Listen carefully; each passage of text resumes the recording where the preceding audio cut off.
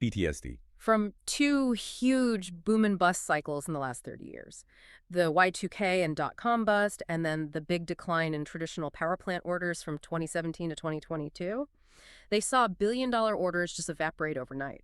So they are very, very reluctant to build new factories or invest in those fragile supply chains for things like the special nickel alloys. So even though AI companies are waving billions of dollars around demanding 28 gigawatts of power, the engine builders themselves are holding back. They're constraining the supply of the one thing AI needs most.